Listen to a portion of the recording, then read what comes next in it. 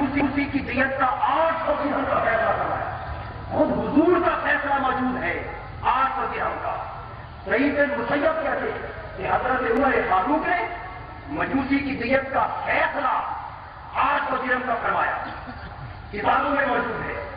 تمام علماء نے مجوسی کی اور تمام ائمہ نے حدیث کی کتابوں میں بیان کر کے حضور سے حدیث بیان کی, حضور کے فیصلے بیان کیے, مجوسی کی دیت کو 100 اونٹ کرا دیا اور تمام صحابہ کے فیصلے بیان کیے مجوسی کی دیت کے 800 درہم کے. اب اجماع کی بات کرو, اجماع کا سن لیجیے. پھر المنتقا کو پڑھیے, اس کے الفاظ ہیں کہ حضرت عمر نے بھی مجوسی کی دیت 800 درہم کا فیصلہ کیا اور تمام صحابہ نے اس کو مانا اور کسی ایک صحابی نے بھی اس سے اختلاف نہ کیا اور اس امر پر تمام صحابہ کا اجماع ہے. مجوسی کی دیت کے 800 ہونے پر تمام صحابہ کا اجماع ہے اور ایک صحابی کا بھی اختلاف ثابت نہیں. اب یہ سارا کچھ بیان کرنے کے بعد میں عرض کر رہا ہوں کہ تمام دلائل کے باوجود امام اعظم ابو حنیفہ نے مجوسی کی دیت کو اور حنفیوں نے 800 درہم نہیں ہونا بلکہ قرآن کے تجسم کی بنا پر مسلمان مرد کے برابر 100 اونٹ مانا. یہ بات آپ سمجھتے ہیں؟ حضور کے فیصلے موجود ہیں, حدیثیں موجود ہیں, صحابہ کے فیصلے موجود ہیں, صحابہ کا اجماع موجود ہے. ایک شخص کا اختلاف منظور نہیں, کتابوں میں درج ہے, لیکن امام اعظم کا فیصلہ پھر بھی یہ ہے, وہ کہتے ہیں کہ یہ فیصلے حق ہے. صحابہ کی قول اپنی جگہ حق ہے, یہ روایتیں حق ہیں, ہم اس کو غلط نہیں کہتے, لیکن امام اعظم فرماتے کہ ان کو جب ہم قرآن کے مقابلے میں پیش کرتے ہیں تو قرآن نے چونکہ دیتن کہا ہے اور دیتن پوری دیت ہو سکتی ہے اس سے تھوڑی نہیں, لہذا قرآن کے مقابلے میں ہم ان فیصلوں کو قبول کرنے کے قابل ہیں. امام اعظم ابو حنیفہ نے اس بنیاد پر مجوسی کی دیت کا فیصلہ کیا فرمایا؟ 100 اونٹ کا برابر فرمایا. المغنی میں دیکھیں, صاحب مغنی کہتا ہے کہ مجوسی کی دیت کے 800 درہم ہونے پر زیادہ کا اجماع ہے, ایک شخص کا بھی اختلاف نہیں, سب بیان کرتے ہیں. بلکہ امام زہری کے سامنے کسی شخص نے حضرت عمر اور صحابہ کرام کے قول پیش کیے کہ مجوسی کی دیت 800 درہم ہے, آپ کیا فرماتے؟ وہ فرمانے لگے کہ ان تمام اقوال کو, ان تمام روایتوں کو قرآن کے حکم دیتوں کے سامنے پیش کرو. اللہ کا کلام کیونکہ واضح ہے لہذا اس کا درجہ ان اقوال سے بولا, لہذا ہم قرآن کو چھوڑ کر اقوال پر فیصلہ نہیں کر سکتے. صحابہ کرام کے قدموں کی خاص بھی ہماری یادوں کا بلوا ہے, صحابہ کرام کی محبت و عقیدت ہمارا جزو ایمان ہے اور دنیا و آخرت میں ہماری خوشبختی کا باعث صحابہ ہے. لیکن دوستو, جب علمی مسائل کا معاملہ آتا ہے, فنی اور علمی سطح پر روایات کو قبول کرنے یا نہ کرنے کا آتا ہے, تو پھر شخصیتوں کو جذباتی طور پر پیش نہیں کیا جاتا. پھر یوں نہیں کہا جاتا کہ حضرت عمر کا فیصلہ کیوں نہیں مانتے, حضرت علی کا فیصلہ کیوں نہیں مانتے.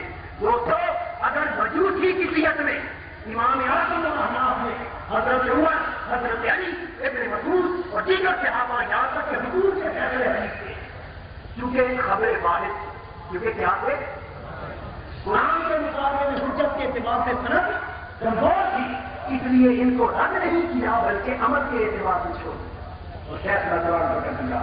یہ علمی اصول کی بات ہوتی ہے. ایسی چیزوں سے اختلاف کرنا یہ نہیں کہا جاتا کہ آپ صحابہ کے قول سے ہٹ گئے اور صحابہ کے قول سے منحرف ہو گئے. یہ صحابہ کرام کا معاملہ ایسے رہتا ہے, علمی اختلافات ہوتے ہیں. اب یہ اجماع کی آخری بات میں نے عرض کر دی, وہ مسئلہ آپ کے سامنے عرض کر دوں گے.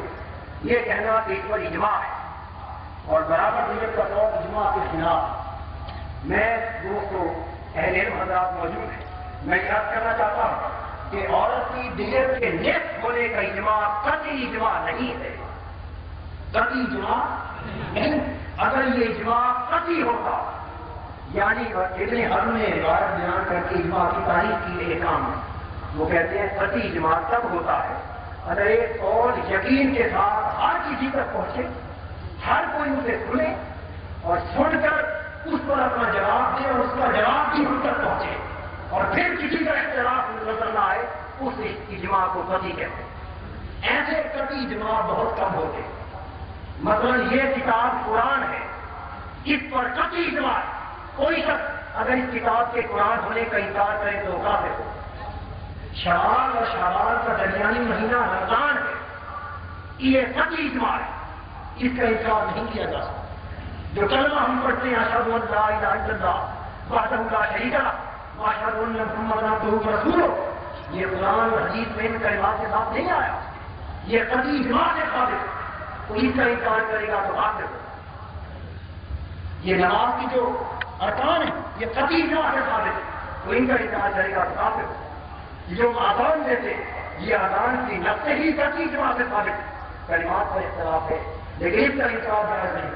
تو دوستو جو اجماع قطعی ہوتے اس پر امت کا کوئی شخص اس کے خلاف نہیں ہوتا، لیکن جو اجماع ضمنی ہوتے ہیں، ضمنی سے مراد وہ جس پر اکثریت رائے رکھتے ہوں اور تھوڑے اختلاف کرتے ہوں اس کو قطعی اعتبار سے اجماع نہیں کہا جاتا. اور اس سے اختلافی رائے رکھنا نہ صرف یہ کہ جائز ہے، نہ صرف یہ کہ جائز ہے بلکہ خود اماموں کی سنت ہے. اماموں کی ضمنی اجماع جو شریعتی ہوتا ہے اس سے اختلاف کو گمراہی نہیں کہہ سکتے. جو قطعی اجماع ہو اس سے اختلاف جو ہے وہ گمراہی ہوتا ہے. اور یہ عورت کی جس دیت کا قول یہ اکثریت کی قول ہے. پوچھئے امام فخر الدین رازی سے تفسیر کبیر میں، انہوں نے اس پر اجماع نہیں کہا بلکہ کہا کہ یہ اکثر کو کہا کا قول ہے. کیا جب یہ کہا جائے کہ اکثر کو کہا کا قول ہے، جب اکثر کا قول کہا جائے تو ایمان سے کہیے اختلاف ثابت ہوا ہے. جب کوئی کہے کہ اکثر یہ کہتے ہیں تو مطلب یہ ہوا کہ تھوڑے یہ بھی کہتے ہیں.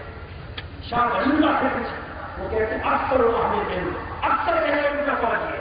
تو عورت کی دیت پر جو اجماع یہ قطعی نہیں بلکہ اکثریتی قول ہے. اس سے اختلاف کا پر گمراہی نہیں اور اجماع امت کی خلاف ورزی نہیں ہے.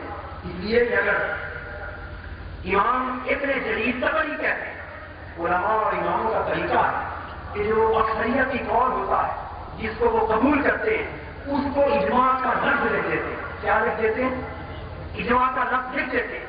20 مسائل پر اجماع لکھا جاتا ہے لیکن اجماع ہوتا نہیں ہے، اس پر اختلاف ہوتا ہے. ذرا سنیے، امام ابن جریر طبری فرماتے ہیں الاحکام فی اصول الاحکام یہ ابن حزم میں وہ فرماتے ہیں کہ میں 400 مسائل ایسے جانتا ہوں. کیا 400 مسائل ایسے جانتا ہوں جن پر اجماع تھا لیکن امام شافعی نے اختلاف کیا.